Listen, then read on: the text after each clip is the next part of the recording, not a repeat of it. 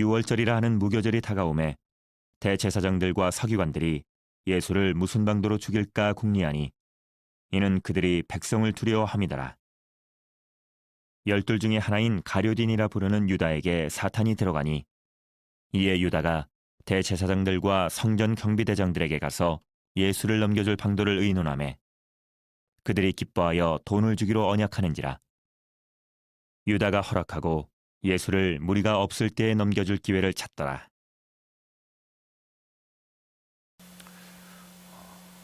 어느덧 다사다난했던 해라고 말하기도 그 수식어가 부족한 2020년 마지막 주일 예배를 우리가 드리게 되었습니다. 코로나19로 인해서 교회에서 해야 하는 모든 전도 등의 활동 등은 중지가 된 상황인데다가 예배 드리는 것조차도 쉽지 않습니다. 이미 서울과 수도권은 비대면으로 예배를 드린 지 시간이 좀 되었습니다. 우리 교회도 올 초에 비대면 예배를 드린 경험이 있기에 참 쉽지 않은 시간을 보내야 됐고 이제 앞으로 심각한 상황이 발생하면 비대면 예배를 드려야 할지도 모르는 상황이라고 우려했었는데 결국 이렇게 비대면으로 예배를 드리게 되었습니다. 오늘은 2020년의 마지막 예배이자 이 장소에서 마지막으로 드리는 예배입니다. 참 힘든 한 해를 보내지만 그리고 앞으로 어떻게 우리 교회를 하나님께서 이끌어 나가실지 우리는 알 수 없지만 지금까지 인도하시고 보호하신 하나님이시니 그 하나님의 인도하심만 믿고 앞으로 나아가는 것이 우리에게 있어서의 최선입니다. 믿음으로 걷는 발걸음에 하나님께서 함께해 주실 것이다 라고 믿고 우리가 나아간다면 2020년에 보호해 주신 우리 아버지 하나님께서 2021년에도 함께해 주실 것을 믿습니다. 우리가 그러니 그 믿음을 가지고 주님 앞에 늘 나아갈 수 있는 여러분들 되기를 소망합니다. 2012년에 방영되어서 2017년까지 거의 5년간 방영되었던 우리가 먹는 먹거리의 진실을 파헤치는 프로그램이 하나 있었습니다. 잘 아실 겁니다. 먹거리 엑스파일이라고 하는 프로그램입니다. 그 프로그램을 보고 있으면 우리가 먹는 것 중에서 과연 안전한 게 뭐가 있을까라는 생각이 듭니다. 그러나 이 한 3% 정도의 시청률이 보여주었었던 이 프로그램이 우리에게 안겨준 것은 굉장히 큰 실망과 분노였습니다. 프로그램을 본 사람들이 다들 한결같이 이렇게 반응했습니다. 너만은 진짜인 줄 알았는데, 너만큼은 안전한 줄 알았는데 라고 사람들이 다 생각했습니다. 국산이라고 사먹었었던 고사리가 중국산이었습니다. 그것도 그 안에 매우 치명적인 중금속이 있었습니다. 별미라고 해서 사먹은 과메기는 주유소에서 비위생적으로 만들어졌습니다. 깨끗하게 손질되어서 맛있어 보이는 새하얀 생밤은 표백제를 이용해서 손질을 했습니다. 맛있는 단팥빵에 들어간 어마어마한 양의 설탕이 있었습니다. 청귤이라고 해서 다들 맛있게 먹었는데 익지 않았었던 귤이었습니다. 우리 아이들이 학교에서 사먹는 일명 매점빵은 정말 비위생적인 환경에서 만들어졌었던 음식입니다. 게다가 전에는 손으로 만든 수제 두부를 만드는 두부촌이 있었습니다. 그래서 참 장사가 잘 됐습니다. 그런데 알고 보니 다 공장에서 만들어서 가지고 오는 것이었습니다. 정말 전국에서 많은 사람들이 손두부를 맛보고자 찾아왔었는데 그런데 공장에서 생산한 두부를 먹고 있었던 겁니다. 그러니 사람들이 이 프로를 보면서 얼마나 화가 났던지 이 방송이 나간 이후로 그 손두부촌을 절대로 찾아가지 않게 되었습니다. 이 프로그램을 보면서 생각이 들었습니다. 40년 동안에 20년의 수명이 증가한 우리나라 사람들의 위장 자체가 대단히 튼튼하고 위대하구나라는 생각이 들 정도였습니다. 그런데 이 프로그램 보면서 누구나 가진 생각이 아까도 말씀드린 것처럼 믿었던 너마저입니다. 그 믿었던 너마저라는 그 생각에서 오는 배신감입니다. 사람들은 무엇을 먹어야 할까라고 이야기하지만 사실은 무엇을 믿어야 할까라는 것을 다시 한번 일깨워주는 프로그램입니다. 그러니까 보는 것이 믿는 것이다라는 말 자체가 깨지는 그런 프로그램이었습니다. 눈속임만 근사하게 하면 누구든지 속일 수 있는 세상이다라는 것을 아직도 우리에게 알려주는 프로그램입니다. 우리는 이런 세상에서 속고 또한 속이며 계속해서 그렇게 살아가고 있습니다. 이런 음식이 우리를 속일 때에도, 식재료가 우리를 속일 때에도 우리는 참 마음이 상하지만 정말 마음이 상하게 되는 것은 사람이 우리를 속일 때입니다. 그것도 믿었던 사람으로부터 배반을 당할 때 우리는 진정으로 아쉽고 또한 짜증이 나며 답답한 마음을 견딜 수가 없게 됩니다. 지금으로부터 2000년 전 주님께서 지내신 십자가 직전의 마지막 일주일 중 수요일에 대한 내용이 바로 오늘 본문의 내용입니다. 사실 성경 사복음서를 이렇게 잘 돌아봐도 수요일에 정확히 어떤 일이 있었는가라는 것에 대해서는 성경 본문을 통해서 추적을 해야 될 정도로 우리가 알기가 쉽지는 않습니다. 예수님과 그 제자들, 그 일행은 주일, 일요일에는 예루살렘 성에 입성하셨습니다. 그리고 월요일에는 성전에 들어가셔서 성전을 청결케 하셨습니다. 화요일에는 성전에서 물리적 폭력을 행사한 예수님께 바리새인, 헤롯 당, 사두개인, 서기관 등의 예루살렘 지도자들이 찾아와서 논쟁을 벌이게 되었습니다. 그리고 목요일에는 유월절 식사를 하시고 금요일에는 체포되셨습니다. 그리고 신문 받으시고 십자가에 달리셨습니다. 토요일은 안식이라 안식하시고 그리고 그 다음날 일요일 주일에 주님께서는 부활하셨습니다. 이런 요일과 날짜는 매우 정확하게 잘 맞아떨어집니다. 그런데 정작 수요일은 우리가 정확히 알 수 있는 것은 없습니다. 그저 우리가 짐작하는 것은 오전에는 죄 많은 여인을 만나서 이 여인이 예수님의 발에 향유를 붓는 그런 사건이 발생을 했습니다. 그리고 이 모습을 보고 나서 가룟 유다는 예수님을 배반하여 오늘 본문처럼 예수님을 죽이고자 하는 예루살렘의 지도자들에게 그 빌미를 제공하게 됩니다. 그런데 왜 가룟 유다가 예수님을 배반했는지 우리는 잘 알지 못합니다. 단지 성경에서 이런 말이 있습니다. 이렇게 말하면 가난한 자를 생각함이 아니요 그는 도둑이라 돈꾀를 맞고 거기 넣는 것을 훔쳐가미로라 라는 요한복음 12장 6절 말씀이 있고, 또한 어떤 이들은 유다가 돈꾀를 맡았으므로 명절에 우리가 쓸 물건을 사라 하시는지 혹은 가난한 자들에게 무엇을 주라 하시는 줄로 생각하더라 라는 말씀, 요한복음 13장 29절의 말씀이 있습니다. 이 말씀을 보면요, 가룟 유다가 돈꾀를 맡았고 돈을 탐하는 사람이었다라는 것 우리가 알 수가 있습니다. 그러니까 돈이 탐이 나서 그래서 예수님을 배반했다라고만 우리가 생각하게 됩니다. 그런데 가룟 유다는요, 예수님을 최소한 2년 이상 따라다닌 사람입니다. 게다가 돈꾀를 맡았습니다. 지금으로 따지면 모임의 회계입니다. 그러면 돈을 잘 만질 수 있고, 그리고 또한 세상 물정에 밝은 사람이 하나 더 있습니다. 예수님의 제자 안에는 레위, 곧 마태가 있습니다.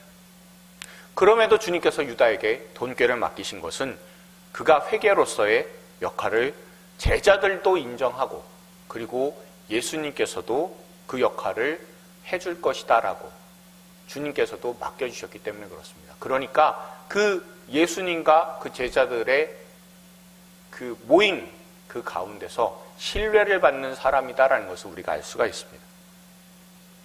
제자들은 나중에서야 유다가 돈꾀에 손을 대었다, 개별적으로 자기 자신의 사리사욕을 챙겼다라는 것, 그것을 알았을 겁니다. 그러나 그 전에는 전혀 몰랐을 겁니다. 정말 신망이 두터운 사람 중에 한 명이 바로 가룟 유다였을 겁니다. 그런데 그런 유다가 왜 배반을 했을까요? 단순한 돈 욕심 때문이었을까요? 가룟 유다가 예수님을 팔아서 얻고 싶은 것은 도대체 무엇이었겠습니까? 그리고 자기가 팔고 싶은 것은 과연 어떤 것이었겠습니까? 물론 우리가 가룟 유다에 대해서 주님께서 이렇게 말씀하신 것을 알고 있습니다. 예수께서 그들에게 말씀하셨다. 그는 열둘 가운데 하나로서 나와 함께 같은 대접에 빵을 적시고 있는 사람이다. 인자는 자기에 관하여 성경에 기록되어 있는 대로 떠나가지만 인자를 넘겨주는 그 사람에게 화가 있다. 그 사람은 차라리 태어나지 않았더라면 자기에게 좋았을 것이다 라고 하는 마가복음 14장 20절 21절의 말씀이 있습니다. 이렇게 말씀을 예수님께서 하셨기 때문에 가룟 유다는 우리는 생각할 때 늘 구제불능이다 생각을 해요. 분명 가룟 유다가 멸망의 그릇으로 선택된 것은, 결정된 것은 맞습니다. 이는 변하지 않습니다. 그러나 왜 가룟 유다가 예수님을 파는 위치까지 갔을까라는 것을 우리가 생각해 본다면 우리가 이것을 통해 얻게 되고 또한 알게 되는 예수님의 마음을 우리가 깨달을 수가 있습니다. 학자들은 예수님을 팔아 넘기게 된 동기와 이유에 대해서 여러 가지 의견이 분분해요. 가룟 유다가 예수님의 주인이 아니잖아요. 그러니까 팔 권한 자체가 없는 겁니다. 그리고 유대 율법상 인신매매를 금하고 있습니다. 그렇기 때문에 예수님을, 사람을 팔 수가 없어요. 그러면 가룟 유다가 유대인들에게 판 것이 과연 무엇이냐가 중요해지게 되는 겁니다. 그래서 사람들은 예수님의 위치 정보를 팔았다라고 하는 사람도 있고, 또 다른 사람은 예수님에 대해서 자신을 메시아여 유대인의 왕이라고 주장했다고 하는 정보를 팔았다라고 하는 사람도 있습니다. 왜냐하면 이 정보는요, 곧 예수님을 신성 모독으로 고발할 수 있는 그런 근거가 되기 때문에 그렇습니다.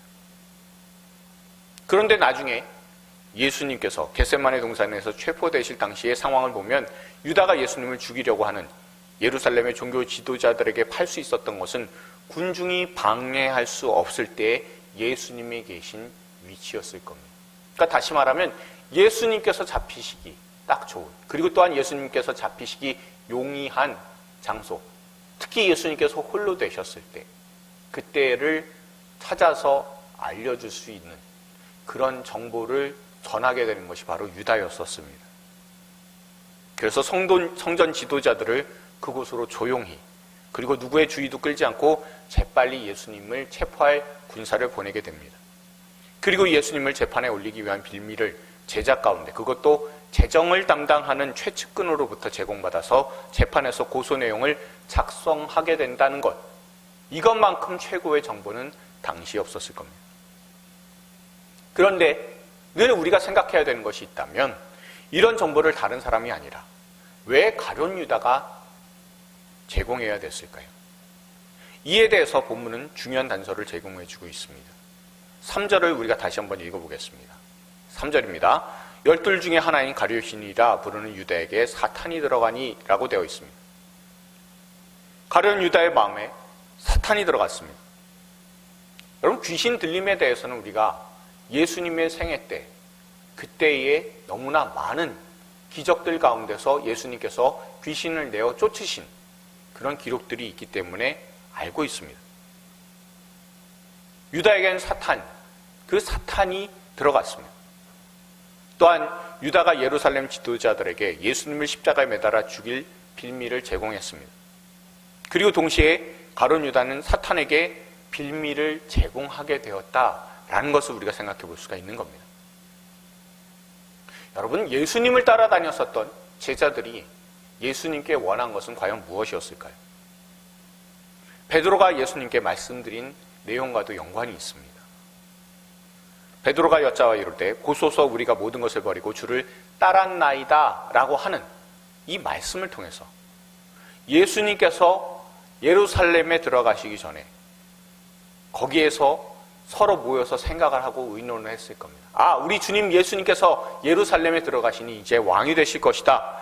그러니 그 왕으로서 예수님께서 우리에게 충분한 보상을 해줄 것이다 라고 생각했을 겁니다. 그러나 주님께서 이렇게 대답하셨음을 우리는 잘 알고 있어요.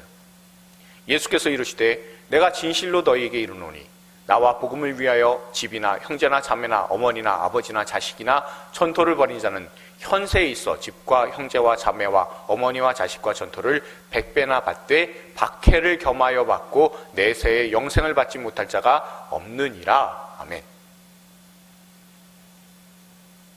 예수님께서 말씀하신 이 내용을 잘 보십시오. 내용을 보시면 100배나 받는답니다. 100배의 보상이 있을 것이다 라고 말씀하십니다. 그런데 그 100배라는 말 뒤에 나오는 박해라는 말은 전혀 생각하지 못했을 겁니다. 이 말씀 가운데 이 100배의 분명한 보상이 있을 것이다라는 말을, 그 말씀을 마음에 깊이 새긴 사람, 그 중에 가장 똑똑하다고 사람들로부터 또한 신뢰받는 이 가룟 유다가 가장 마음에 잘 새겼을 겁니다. 그러면서 생각했을 겁니다. 2년 동안 예수님의 뒤를 따라다녔습니다. 그런데 박해라고? 다른 제자들은 100배라는 그런 숫자에 치중하면서, 그러면서 누가 더 높이 될 것이냐, 누가 더 크냐라는 것 가지고 계속해서 말다툼을 벌이지만, 가룟 유다는 거기에서 100배보다는 박해라는 말에 더욱더 민감하게 반응을 했을 겁니다. 이렇게 고생했는데, 이렇게 수고했는데, 그런데 박해? 이건 말이 안 된다라고 생각을 했을 겁니다. 그리고 예루살렘에서 예수님은 성전에 들어가셔서 환전상과 재물 파는 사람들의 모든 상등을 다 둘러 엎으셨습니다. 큰 문제가 발생했다는 겁니다. 친하게 지내야, 그래야 예수님을 떠받들어주는 그런 예루살렘의 지도자들하고 등을 돌리게 되는 사건입니다. 예루살렘의 지도자들에게 절대 몸을 굽히시지 않으시는 예수님의 모습을 볼 때, 그때 가룟 유다는 정말 마음에 경악을 했을 겁니다.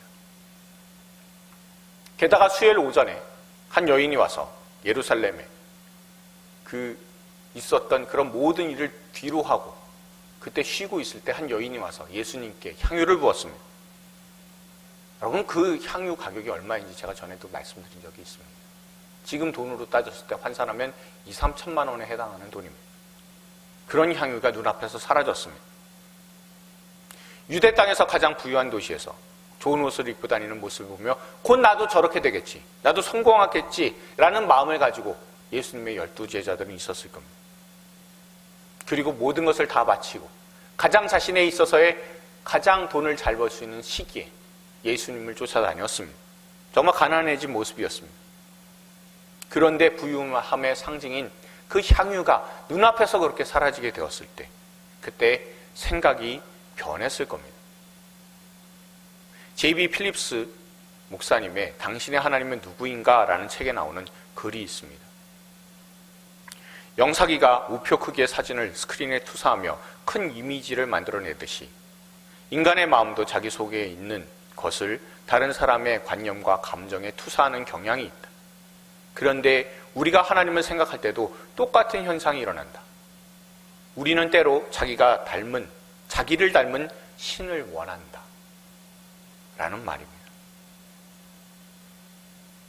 이 말을 중심으로 생각을 해보면 가룟 유다는요, 그 가룟 유다가 원했던 예수님, 바로 자기를 닮은 예수님이기를 바랬을 겁니다. 그런데 예수님은 그런 분이 아니다라는 것을 깨닫게 됩니다. 깨뜨려진 옥합처럼 기대가 깨어질 것이다라는 것을 직감하게 됩니다. 그리고 사태가 더 악화되기 전에 내가 발을 빼야 되겠다라고 생각을 했습니다. 저는 이 장면을 보면서, 오늘 본문을 보면서, 또한 이 J.B. 필립스 목사님의 이 이야기를 보면서 생각합니다. 아, 하나님은 내 기대와는 많이 다른 하나님이시다라는 겁니다. 여러분 어떻습니까? 여러분들의 신앙 가운데서 여러분들이 겪었었던 하나님, 우리 주 예수님은 어떤 분이십니까? 여러분들의 기대, 여러분들의 상상, 그런 모든 것과는 다른 분이 바로 우리 주님이시다라는 겁니다. 참 그런 것들은 많이 경험하지 않았습니까? 때로는요, 내가 만들어낸 주님의 모습, 내가 만들어낸 하나님의 모습, 그것을 우리가 늘 기대하게 됩니다. 그리고 또한 그 기대하는 것이 기도의 제목으로 옮겨지게 되죠. 그래서 하나님 이렇게 해주십시오, 저렇게 해주십시오. 내 마음의 소망을 가득 담아서 하나님 앞에 기도를 하게 됩니다. 그런데 그 기대대로 하나님께서는 이루시지 않습니다. 그러니 내 기대와는 많이 다른 분, 내 상상과는 많이 다른 분이 바로 하나님이십니다. 우리는 그때도 실망을 합니다. 여러분, 가룟 유다를 한번 생각해 보십시오. 얼마나 많이 예수님에 대해서 실망했겠습니까? 또한 우리 자신도 옥합이 깨지듯이 우리가 애지중지하면서 그렇게 잘 모아둔 그런 우리의 정성과 우리의 생각과 우리의 마음이 예수님 앞에서 깨지게 되는 경우들이 있습니다. 그때 참 마음이 아프고 실망스럽습니다. 코로나19의 시대가 마찬가지 아닙니까? 맨 처음에 시작할 때 어땠습니까? 이제 1년 정도 고생하면, 아니 6개월 정도 날이 따뜻해지면 모든 것들이 다 사라지고 예전에 있었던 메르스처럼 여름 조금 지나고 초가을이 되면 이제 종식이 선언이 될 것이다. 그렇게 생각하지 않았었습니까? 하나님 앞에 그것을 놓고 우리가 많이 기도를 했었습니다. 그런데 여전히, 그리고 내년이 되어서도 코로나19가 어떻게 될지 우리는 알지 못하는 상황 가운데 들어와 있습니다. 우리가 기대했었던 모든 것들이 순식간에 깨지게 되었습니다. 이럴 때마다 우리는 참 많이 실망하면서, 그러면서 과연 믿음이 뭘까라고 생각할 때가 있습니다. 여러분, 이때 사탄이 역사한다는 것을 기억하십시오. 우리의 기대를 쫓아서 우리의 신앙생활을 하다 보면 그러면 반드시 사탄이 역사하게 되어 있습니다. 우리의 기대를 쫓아서, 우리의 마음의 소원을 쫓아서 우리의 믿음이 따라가게 되면 반드시 사탄이 함께 동행한다는 것을 여러분들 기억하시기 바랍니다. 그것을 오늘 본문은 우리에게 일러주고 있습니다. 여러분, 주님께서 우리에게 그러면 주신 것이 무엇이냐라는 거죠. 우리가 기대하고 바랄 수 있는 것을 주님으로부터 내가 받을 수가 없다면, 그렇다면 주님께서 우리에게 주실 수 있는 것, 주님께서 우리에게 주실 수 있는 것, 주님께서 우리에게 또한 주시는 것은 무엇이냐라는 것이 정말 궁금해지지 않습니까? 여러분, 세계 2차 대전이 끝나고 나서요, 그 바로 직후에 있었던 이야기라고 합니다. 영국의 극장 앞에 많은 사람들이 모였어요. 그리고 거기에 모인 많은 사람들은 전쟁 직후였기 때문에 모두가 사정이 어려운 사람들입니다. 참 어려운 시절을 겪었습니다. 사람들의 마음속에 많은 불만이 있었습니다. 그리고 또한 그 불만이 하나님에 대한 불만으로 옮겨지게 되었습니다. 정말 하나님이 계신다면 이렇게 어려운 상황이 벌어지지 않았을 것이다, 사람들은 생각했습니다. 거기에 모여서 모두 다 불만 가운데 하나님을 원망하기 시작했을 때, 그때 한 사람이 이렇게 소리를 쳤습니다. 정말 하나님이 계시는가? 그렇다면 그 하나님이라는 자도 한번 고통을 느껴봐야 된다고, 그렇게 크게 소리를 쳤습니다. 그 소리에 대해서 많은 사람들이 박수를 치며 하나님에 대해서 비난하기 시작했습니다. 그때에 울분 가득한 한 청년이 일어나서 소리쳤습니다. 만약에 하나님이 있다면 그는 유태인으로 태어나야 된다. 그래서 지옥 같은 나치의 핍박과 대학살과 또한 말할 수 없는 고통을 한번 당해봐야 된다. 그렇게 소리를 치자 많은 사람들이 그 유태인 청년을 향해서 격려하며 박수를 쳐주었습니다. 그때 또 한 사람이 일어나서 소리쳤습니다. 행색이 초라했습니다. 누가 봐도 그는 구걸하면서 살아가는 사람입니다. 그러자 이렇게 얘기했습니다. 하나님이라는 자도 가난과 굶주림의 고통이 뭔지 알아봐야 된다고, 매일같이 불안에 떨면서 살아가는 이 고통도 한번 겪어봐야 된다고, 그렇게 얘기하자 많은 사람들이 공감해 주었습니다. 이번에는 슬픈 눈빛을 가진 한 사람이 일어났습니다. 그런데 슬픈 눈빛을 가지고 일어나더니 곧 그 눈빛이 분노의 눈빛으로 바뀐 사람이었습니다. 그리고는 이렇게 말했습니다. 만약 신이라는 작자가 있다면 나처럼 실직한 채로 몇 달 한번 보내봐야 된다. 세상이 나를 인정하지 않을 때 그 자존감이 무너지는 무서운 고통 한번 겪어봐야 된다. 이 사람은 실직으로 인해서 그 마음과 생각이 무너지고 그 생활마저 무너진 그런 40대 가장이었습니다. 이 말이 마치기가 무섭게 비틀거리면서 일어선 사람이 있었습니다. 누가 봐도 알코올 중독자입니다. 그러면서 이렇게 얘기합니다. 만약 신이 있다면 사람으로 태어나서 내가 겪은 꼴을 한번 겪어봐야 된다. 내 순간의 실수로 인해서 내 가족과 내 친구들이 다 나를 떠나갔다고. 나는 지금 외톨이라고. 내가 가장 친한 사람들이 나를 따돌리고 나를 배반하고 결국 나는 술주정뱅이가 되었노라고. 만약 신이라는 자가 존재한다면 그도 가장 친한 사람으로부터 배반을 한번 당해봐야 된다. 그 말이 마치기도 전에 한 사람이 일어나서 절규하듯 외쳤습니다. 전쟁에서 난 모든 가족을 잃었어. 내 귀여운 딸, 내 사랑스러운 아내 모두 다 잃었어. 포탄의 시신도 찾을 수 없어. 하나님이라고? 그는 저주받아야 되고 가장 무서운 형벌로 죽어야 된다. 그는 죽는 고통이 무엇인지 한번 겪어봐야 된다고. 그렇게 이야기를 했습니다. 그런데 놀랍게도 이 절규와 같은 이야기가 끝나자 그 웅성거리던 사람들이 모두 다 조용해졌습니다. 그러더니 한 사람이 조용히 이렇게 이야기했습니다. 그는 이미. 여러분, 예수님 어떤 분이십니까? 많은 사람들이 불평했습니다. 그런데 성자 하나님께서 이 세상에 사람의 몸으로 오셨습니다. 그리고 오실 때 유태인으로 태어났습니다. 그리고 생활하실 때 평생을 가난하게 사셨습니다. 그리고 어린 시절에 이미 그의 아버지인 그 가족인 요셉을 잃었습니다. 그리고 목수라는 직업으로 인해 세상은 예수님을 하나도 인정하지 않았습니다.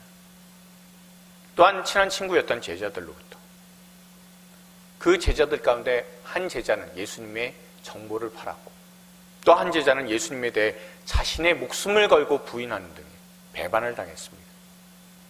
그리고 세상에서 가장 극한 형벌인 십자가의 고통을 당하셨습니다.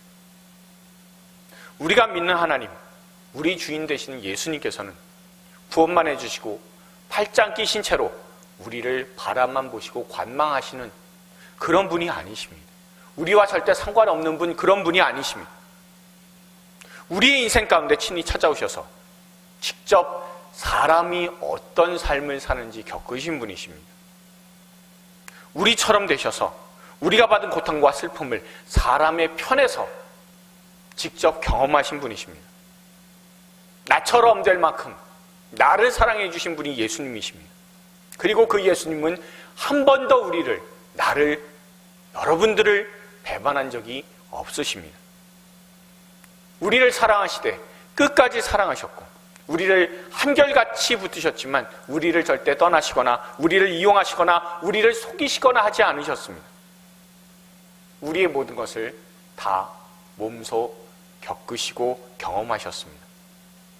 심지어 하나님이시기 때문에 앞으로 닥칠 모든 아픔과 슬픔, 고통을 아시면서도 그대로 우리의 모든 것을 받아들이시고 구원하시고자 십자가의 길을 묵묵히 가신 분이 우리 주 예수님이십니다. 우린 신앙생활이 만만치 않아서 하나님께서 우리의 믿음을 배반하시는 것 같아 정말 마음이 힘든 경우를 우리는 늘 겪게 됩니다. 제가 이 설교를 작성할 때요, 2020년의 마지막 주일 설교 아닙니까? 작성하는 동안에 24일부터 내년 1월 3일까지 예배를 드리지 못하게 되었다는 공문과 소식을 받았을 때 참 마음과 생각이 허망해졌었습니다. 정말 실망하게 되었습니다. 하나님, 2020년 한 해를 정말 이렇게 기가 막히게 지나가게 해주시더니 마지막까지 이러셔야 됩니까? 다음 주에는 당장 이사를 해야 되는데 여러 가지 일들이 있는데 왜 막막한 상황까지 몰고 가십니까? 이렇게 마지막 주일까지 지키지 못해야 됩니까? 라는 기도가 절로 나왔습니다. 설교 원고를 막 작성하고 있는데 근데 당장에 컴퓨터를 꺼버리고 퇴근하고 싶은 마음이 들 정도로 정말 실망하고 낙심이 컸었습니다. 그런데 여전히 하나님께서는 십자가를 통해서 우리와 함께 하신다는 것을 알려주시더라고요. 제가 저 자신의 삶을 돌아봤을 때 2020년의 삶은 유다처럼 참 많이 배반했었던 삶이었습니다. 한 해 동안 할 수 있었던 게 유다처럼 배반하는 그런 모습이 저 안에 있었습니다. 그동안의 삶 자체가 하나님께 영광을 돌리기보다는 하나님의 영광을 가리고 오히려 하나님의 이름, 예수님의 이름을 이용하려고 했었던 가룟 유다처럼 행동했음을 저 자신이 깨닫게 됩니다. 그러나 그럼에도 불구하고 예수님께서는 우리를 보호해 주셨습니다. 그리고 다시 믿음으로 늘 시작할 수 있도록 의지와 또한 우리의 믿음을 깨우쳐 주셨습니다. 다음 주 2021년 첫 예배도 대면 예배로 드리지 못하게 됩니다. 그러니 2021년도도 순탄치 못할 계획입니다. 하지만 우리가 예상한 대로, 우리가 계획한 대로 모든 것이 지금까지 진행되지는 않았습니다. 그러나 주님의 뜻대로 모든 것이 진행되었음을 믿습니다. 우리가 느리게 걸어가지만, 우리가 생각한 길은 아니지만 믿음의 길은 주님이 멈추지 않도록 인도해 주셨습니다. 그러니 우리가 그 믿음의 길 끝까지 걸어갈 수 있는 저와 여러분들 되기를 소망합니다. 예수님의 구원 사역이 가룟 유다의 배반으로 인해서 가로막히지 않은 것처럼 주님의 뜻대로 모든 것이 진행될 줄로 믿습니다. 다시 한번 말씀을 드립니다. 주님께서는 우리의 기대대로, 우리의 상상대로, 우리의 예상대로 움직이지 않으십니다. 우리 주님은 우리가 주님의 뜻대로 따라가야 되는 우리의 주인이십니다. 그리고 우리의 배반에도 불구하고 끝까지 사랑해 주셨고 십자가에서 우리를 위해 자신을 내어주시는 희생을 하셨습니다. 모든 것을 넘어서는, 우리의 배반에도 불구하고 모든 것을 넘어서는 그 예수님께 영광 올려드리며 그럼에도 불구하고 늘 우리를 사랑해 주신 그 십자가의 예수님만 바라보면서 나아갈 수 있는 저와 여러분들 되기를 소망합니다. 우리가 그 예수님을 기억하면서 우리가 다짐하는 결단의 그런 말을 우리 스스로 한번 해보도록 하겠습니다. 다 같이 여러분 따라해 주시기 바랍니다. 그럼에도 불구하고 사랑해 주신 주님을 더 사랑합시다. 한 번만 더요. 그럼에도 불구하고 포기하지 않으시는 2021년이 되기를 소망합니다.